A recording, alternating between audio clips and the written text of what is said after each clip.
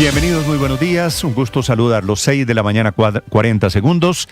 El martes 3 de febrero, dentro de 2 semanas largas, será la reunión en la Casa Blanca del presidente Trump de los Estados Unidos con el presidente Gustavo Petro de Colombia. Una fecha comunicada anoche en el Consejo de Ministros por el presidente Petro, Consejo de Ministros, en el que anticipó que intentará demostrar que hay errores en las mediciones de Naciones Unidas del número de hectáreas sembradas con hoja de coca en Colombia. 2, que su gobierno sí es eficiente en la lucha contra el narcotráfico. Y 3, que el presidente Trump está engañado por la derecha de Colombia, que es lo que dice el presidente y repite una y otra vez, lo volvió a decir anoche, que es la derecha la que está detrás del desprestigio de su nombre y que es la derecha la que hizo que lo metieran en la lista Clinton y que Colombia fuese desertificada. De ahí está la tesis del presidente, a que el presidente Trump le vaya a comprar estas teorías. Por supuesto, hay un trecho largo. Estados Unidos tiene sus propias cifras, es un país serio, demostrando que la producción de cocaína ha crecido durante el gobierno de Gustavo Petro, no el número de hectáreas cultivadas, que la producción hoy es más eficiente, que la política de paz total ha beneficiado y ha producido un aumento del poder de grupos de terroristas y del narcotráfico. De hecho, hoy amanecemos con ataques del ELN en Chocó y de disidentes de las FARC en el departamento del Cauca. Y 3, que no es la derecha colombiana ni el uribismo el que está detrás de la mala relación del gobierno Petro con Estados Unidos. Hay una muy eficiente embajada de Estados Unidos en Bogotá, que es la que reporta y es la que informa al gobierno y a la Casa Blanca. Bienvenidos, ya les vamos a contar a propósito de ese Consejo de Ministros y de la alocución previa que hubo sobre temas de economía. Vamos a hablar esta mañana, les contaré de las teorías del presidente Petro, increíbles tesis de que el salario mínimo subió 23.7% y no hay efecto y no lo habrá en el costo de vida en Colombia. El presidente Petro mostró anoche, en una alocución que duró 18 minutos, un gráfico de Cora Bastos que demuestra, según él, que no hay efectos inflacionarios en el aumento del salario mínimo. Y puede que tenga razón, porque apenas hoy, 15 de enero, se va a pagar la primera quincena para millones de trabajadores con el reajuste. Es decir, todavía en la calle no hay el dinero circulante producto del reajuste en el tema salarial en Colombia. El presidente Petro cree que las alzas de salarios, las cuotas de administración, los peajes, las cuotas de salud, los costos en la vivienda no van a mover la inflación. Por supuesto, es desacertado. Apenas estamos comenzando eso que los expertos llaman la curva inflacionaria. El alza del salario mínimo es un tema que no se descubre ni se comprueba. Lo debería saber el presidente Petro, que estudió economía. En 15 días los efectos serán, por supuesto, en efecto cadena. La otra tesis que contó anoche el presidente Petro es que gracias a la emergencia económica que decretó su gobierno hace 2 semanas, hay más interés y más credibilidad internacional en la economía de Colombia, que la emergencia económica es un símbolo de la fortaleza de la confianza, que va a ser una tesis muy difícil de demostrar afuera ante los mercados internacionales. Ya vamos a contarles de lo que dijo el presidente Petro y de lo que dice la realidad. El presidente Petro tiene la teoría de que los inversionistas internacionales y los mercados en el mundo están respaldando sus decisiones económicas porque le compraron los bonos, el endeudamiento en el que nos metió, para pagar la deuda más alta de la historia de Colombia, dice el presidente Petro, que en consecuencia los mercados han dado un espaldarazo, un apoyo a las políticas económicas de su gobierno. El presidente termina defendiendo esa emisión de bonos, el endeudamiento que nos lleva al nivel más alto del déficit fiscal de la economía en Colombia. Esos 5.000 millones de dólares que están entrando a chorros y que están causando la revaluación del peso colombiano. Hoy el nivel del dólar en Colombia está en el nivel más bajo de los últimos 5 años. Bienvenidos, hablaremos de este tema de economía, del debate que hay, porque coincide con la campaña electoral. O estamos en este debate precisamente por cuenta de la campaña electoral. El presidente Petro tiene la teoría de que su gobierno ha recortado el presupuesto en 16 billones de pesos, que no es cierto tampoco. Ese fue el recorte de lo que no le aprobó el Congreso de la República en la ley de financiamiento, en la reforma tributaria. Todos estos decretos, decretazos, emergencia, salario mínimo, están demandados y por eso el presidente Petro está en plan de defenderlos. Ya vamos a contarles lo que está pasando. La Corte Constitucional, a propósito, podría definir antes de finalizar el mes de enero o tal vez a comienzos de febrero si tumba o no el decreto mediante el cual el gobierno declaró la emergencia económica. El magistrado Camargo, que es el ponente, decretó pruebas para proyectar su ponencia con una duda, Ricardo, alrededor de Irene Vélez, que es la ministra, una de las ministras mencionada en el auto que aboca el conocimiento de la Corte Constitucional. Sí, señor Néstor, buenos días. Uno de los puntos de la solicitud de pruebas del magistrado Camargo, conocido en la tarde de este miércoles, le pide a la Secretaría Jurídica de la Presidencia que certifique la condición de cada uno de los ministros del despacho del presidente Petro que firmaron el decreto de la emergencia, pero hace especial énfasis en Irene Vélez, y pide que certifique efectivamente que ella estaba encargada formalmente del Ministerio de Ambiente, que es la cartera sobre la que ella se está desempeñando. Hay allí pues dudas de carácter de forma y de fondo alrededor de esa emergencia económica. Hablando del gobierno, les contaré de los cambios. Hay nuevo director de la Agencia de Inteligencia. La jefatura de esa dirección de inteligencia, que estaba en manos de un M-19, del doctor Lemus, Jorge Lemus, pasará a manos ahora de otro ex M-19, René Guarín, que trabajaba en temas de computación en la Casa de Nariño. Ya les contaré de su relación con la toma del Palacio de Justicia.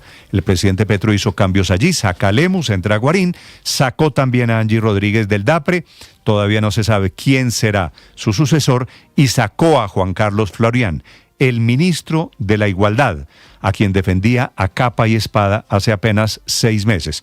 Ahora lo sacó del cargo con múltiples versiones, yo creo que por ineficiente, porque no ejecutaba, pero también hay un tema personal de lo que pasaba en ese Ministerio de Igualdad alrededor del tratamiento hacia la primera dama. A los 3, el único que se va definitivamente del gobierno es el ministro Florián, porque los otros caen para arriba. Angie Rodríguez será directora del Fondo de Adaptación y Lemus será director de la UIAF. Cambios que se producen para la recta final del gobierno, tal vez no los últimos. Esta mañana les decía, hay 2 ataques terroristas, uno en Cauca y uno en Chocó, uno cortesía de los disidentes de las FARC, otro cortesía de los señores del ELN. Se mueve el mundo, ya les contaré novedades sobre el tema de Groenlandia, de la aspiración de comprarla del presidente Trump y del apoyo de Estados Unidos a los rebeldes iraníes.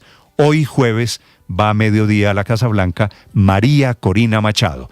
Antes, el presidente Trump de los Estados Unidos habló ayer con Delcy Rodríguez, la presidenta interina de Venezuela, en una luna de miel que nadie vio venir. Evoluciona la situación en Venezuela, pasaron del desprestigio de Maduro ahora a los increíbles elogios del presidente Trump a la presidenta Delcy Rodríguez. Y en segundos, lo bueno y lo malo de la despedida de Jason Jiménez, el cantante de música popular.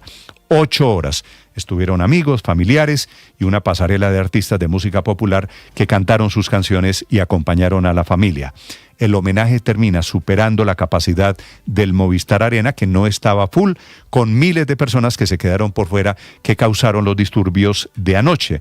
Tuvo que intervenir el ESMAD, 3.000 o 4.000 personas que intentaron meterse al Movistar a la fuerza. Pasadas las 8 de la noche, la situación se controló por la policía. Enseguida, el resumen de las noticias aquí en Mañanas Blue. Bienvenidos.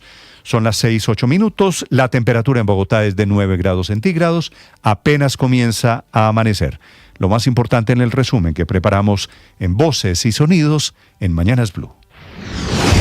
El debate entre Estados Unidos y Colombia, entre los gobiernos, entre los presidentes, que ha terminado con una posibilidad de reunión, que será el 3 de febrero.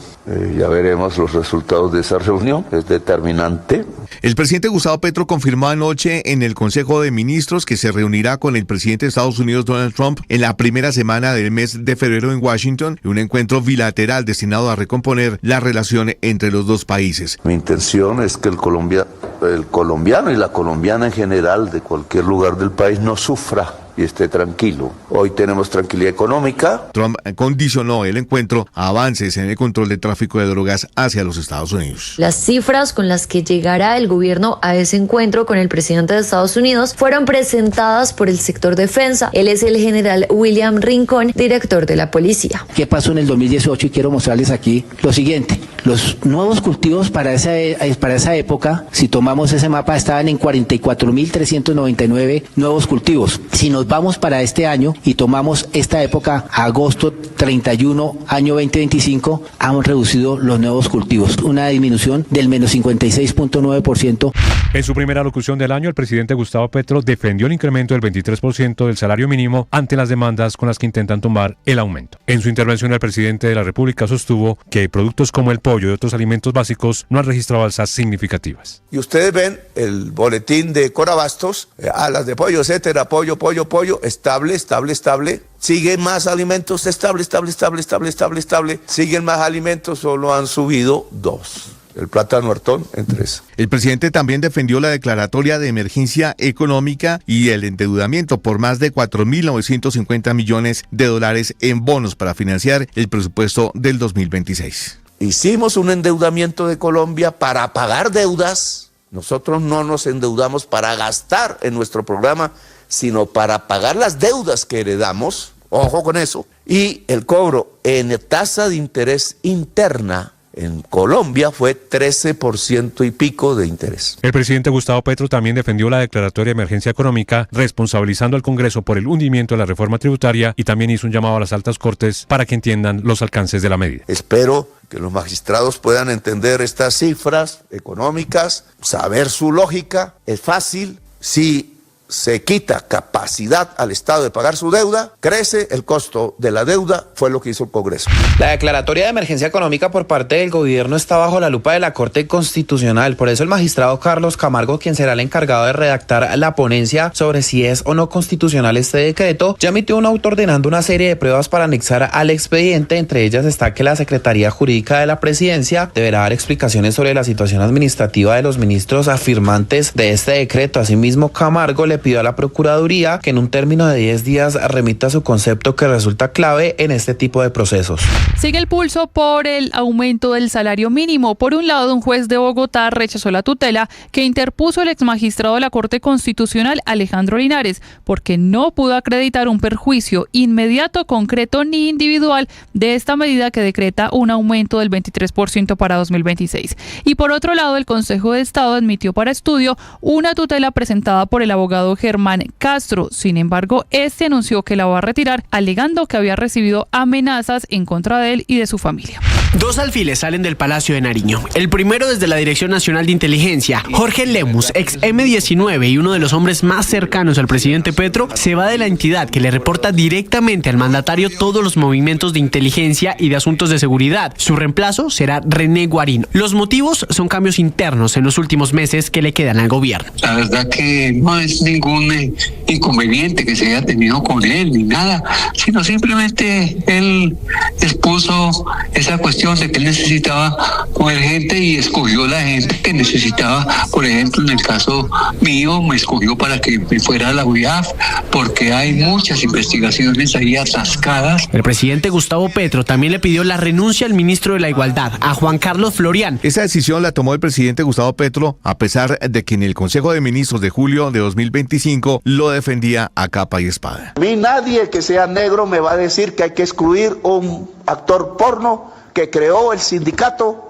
de trabajadores sexuales. Yo estuve hablando con ellos de marzo. El ministro de Defensa, Pedro Sánchez, desmintió las denuncias del ministro encargado de Justicia, Andrés Hidárraga, sobre un supuesto espionaje en su contra a través del sistema Pegasus desde la cartera de defensa y con gastos reservados del ejército. El ministro Sánchez aseguró que su colega de Justicia fue víctima de una mala información. Jamás se ha ordenado desde el Ministerio de Defensa o desde cualquier fuerza hacer un seguimiento como esa información falsa. ¿Y por qué lo decimos? No está siendo utilizado en la fuerza pública.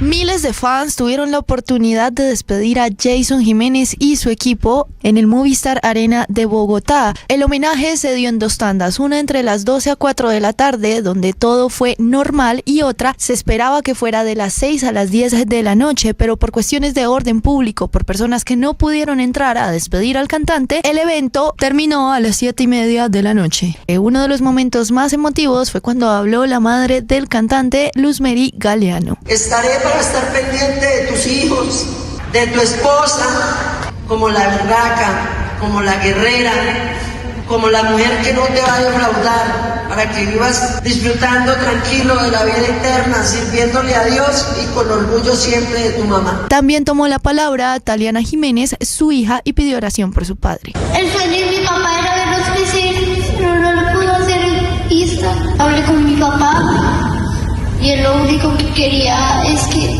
oraran mucho por él.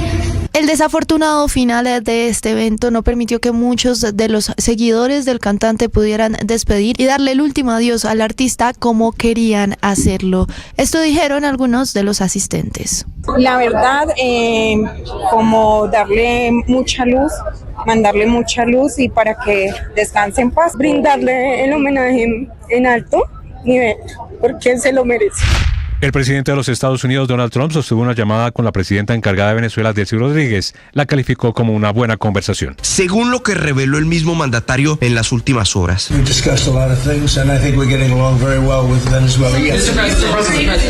conozco a la número 1 en Venezuela, la que está al mando. Acabamos de tener una gran conversación hoy y ella es una persona estupenda. A las 7:30 de la noche sonará el pitazo inicial del árbitro Luis Delgado para el juego entre Junior y Santa Fe por la Superliga del 2026 en el Estadio Metropolitano Roberto Meléndez. Este primer título del año lo disputan los 2 campeones del año anterior. El onceno cardenal lo ha ganado en 4 oportunidades, 2013, 2015, 2017 y 2021, mientras que Junior ha obtenido este título en 2 oportunidades, en el 2019 y en el año 2020. Estás escuchando Blue Radio.